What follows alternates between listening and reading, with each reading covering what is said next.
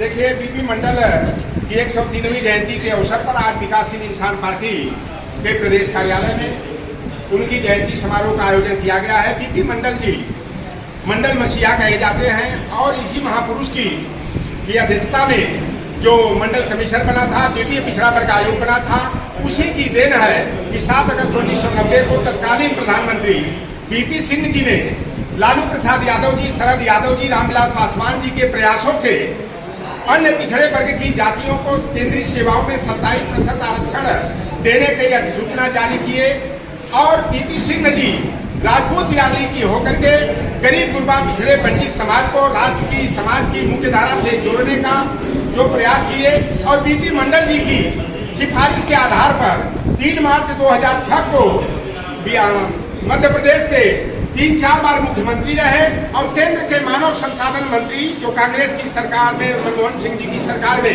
केंद्रीय मानव संसाधन मंत्री थे। उन्होंने केंद्रीय और उच्च शिक्षण संस्थानों में अन्य पिछड़े वर्ग के लोगों को जो है कि आरक्षण देने का काम किए।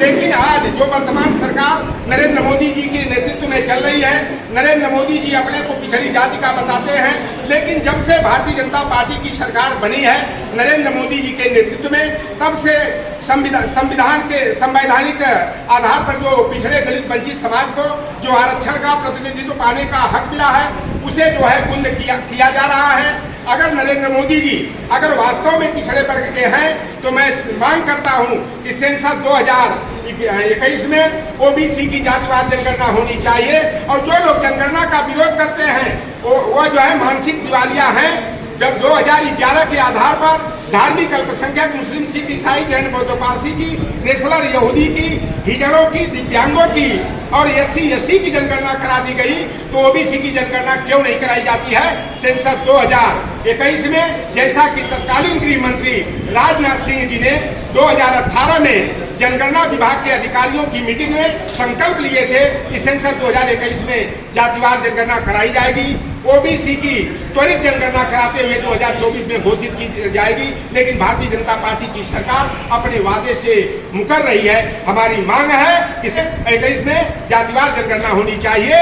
SC ST की तरह हमें कार्यपालिका में ही नहीं, कार्यपालिका में, विधायिका में, न्यायपालिका में, निजी क्षेत्र के उपक्रमों में पदोन्नति में SC ST OBC को सभी को संविधान के अनुच्छेद संख्या 15, 4, 4A के तहत आरक्षण का हक मिलना चाहिए। नहीं तो पिछड़ा वर्ग जो है अब अन्याय का प्रतिकार करेगा।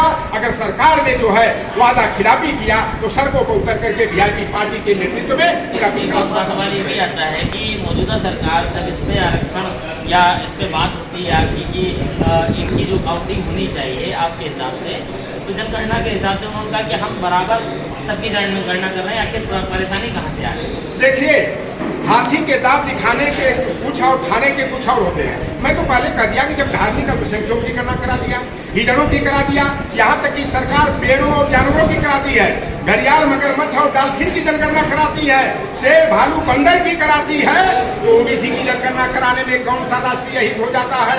अरे भाई, ब्राह्मण समाज के लोग कहते हैं मैं 16% हूँ, कोई कहता है 14% है।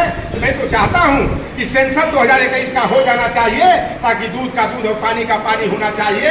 1881 में ब्रिटिश हुकूमत ने सबसे पहले जनगणना कराया था और अंतिम बार 1931 में जनगणना कराई गई।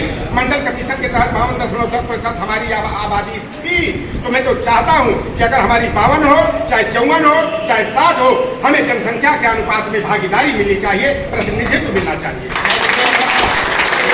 आता है कि जो सरकार आई, भाजपा सरकार आई, उसने एक अपने नारे के साथ सबका साथ सबका विकास, जितने भी लोग थे सबके विकास की बात करती है। जब भी सवाल पूछा जाता है तो ये बात आती है कि हम सबको बराबर लेके चलते हैं, चाहे वो किसी जाति, किसी धर्म का हो, किसी विशेष धर्म से रिलेटेड हो, हमें तो आखिर इस पे क्या?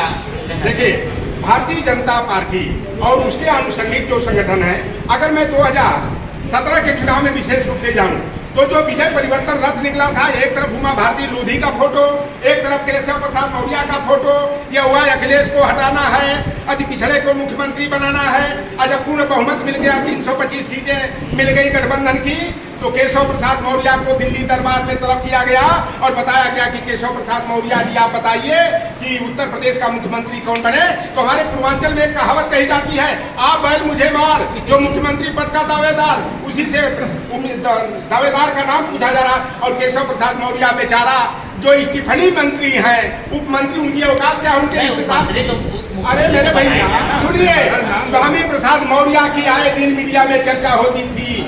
आज स्वामी प्रसाद मौर्य जी किस दरबार में छिपे हुए हैं, किस समुद्र में विलीन हो गए हैं। आज पिछड़े वर्ग के जितने नेता हैं उनकी बोलती बंद है। जब कल्याण सिंह जी बाबू थे तब उनकी चर्चा नहीं होती थी। अब पिछड़ों को जो है भरमाने के लिए अब कलश यात्रा निकालोगे। आप पिछड़े वर्ग का सबसे बड़ा नेता कहते हो। कल्याण सिंह पिछड़ों के नेता नहीं थे, कल्याण सिंह पिछड़ी जाति के हिंदूवादी नेता थे। और कल्याण सिंह जी जब मंडल के विरोध में कमंडल चला था, आडवाणी जी राम रथ पर सवार होकर अयोध्या में राम मंदिर के निर्माण का बिगुल फूंक रहे थे, तो कल्याण सिंह उसके सारथी बने थे।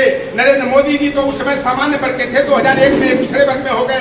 चाहे शिवराज सिंह चौहान हो, चाहे बाबूलाल गौर हो, चाहे उमा भारती हो, चाहे बजरंगी कहे जाने वाले विनय कटियार हो, ये लोग हिंदू ध्वजवाहक बन करके मंडल कमीशन का विरोध कर रहे थे। आज कल्याण सिंह के नाम पर आज रोटी से की जा रही है। जिस समाज का मैं हूँ, निषाद मल्लाह केवट बिन धीवर कहा, गोलिया तुरहा बाथम माझी रायकवाड़ समाज का कल्याण सिंह जी मरे हैं, टिप्पणी नहीं करना चाहिए। लेकिन जो सच्चाई है, जो हमारे समाज को, पिछड़ों को गुमराह करने का षड्यंत्र किया जा रहा है, मीडिया ट्रायल कराया जा रहा है। कल्याण सिंह जी ऐसे व्यक्ति उत्तर प्रदेश के मुख्यमंत्री हुए कि हेमवती नंदन बहुगुणा जी ब्राह्मण जाति के थे, उत्तराखंड के।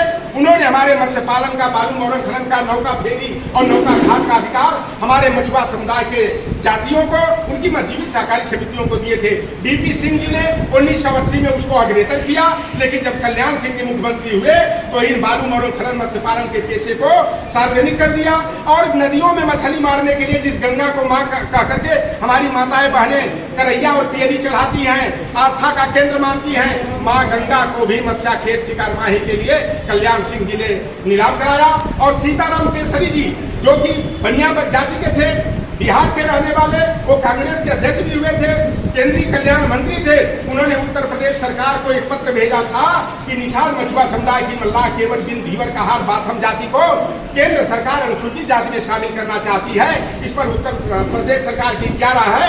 तो कल्याण सिंह जी ने कहा कि इसे राज्यपाल ने अस्वीकृत कर दिया। ये झूठा आरोप लगा के, नहीं तो 1991 में हमारे मल्लाह केवट बिन धीवर कहार गुड़िया तुरहा बाथम को अनुसूचित जाति का आरक्षण का लाभ मिल गया होता। और बाबू कल्याण सिंह जी हमारे रिश्तेदार हैं, ऐसा भी नहीं है। वो लोधी निषाद में हमारा मल्लाहों में शादी ब्याह होता है। लेकिन कल्याण सिंह जी को अगर देखा जा, अगर पिछड़ी जाति का, पिछड़े वर्ग का नेता कहा जा, तो पिछड़े वर्ग के नेता थे नहीं।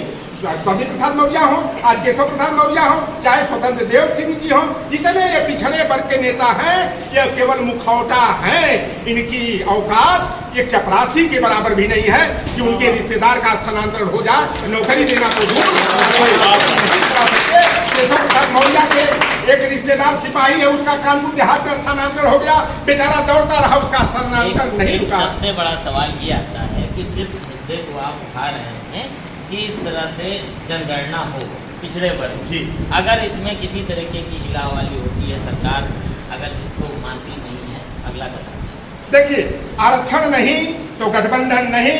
वीआईपी पार्टी का बिहार की सरकार में गठबंधन है। राजग का अंग जो है सनफ मल्ला मुकेश साहनी जी की पार्टी वीआईपी पार्टी का है। लेकिन हम लोगों का है कि आरक्षण नहीं तो गठबंधन नहीं। जो हमारी सुनेगा हम उसकी सुनेंगे। हमारे मझवार तुरैया गोड़ को परिभाषित करके मल्लाह केवट बिन धीवर कहार गुड़िया तुरहा रायकवाड़ को अनुसूचित जाति का आरक्षण मिल जाए तो हम राम और निषाद राज की मित्रता को आगे बढ़ाएंगे। नहीं तो 2022 के मिशन में हम भाजपा की खटिया खड़ी कर देंगे, उनकी नैया डुबाने का काम करेंगे।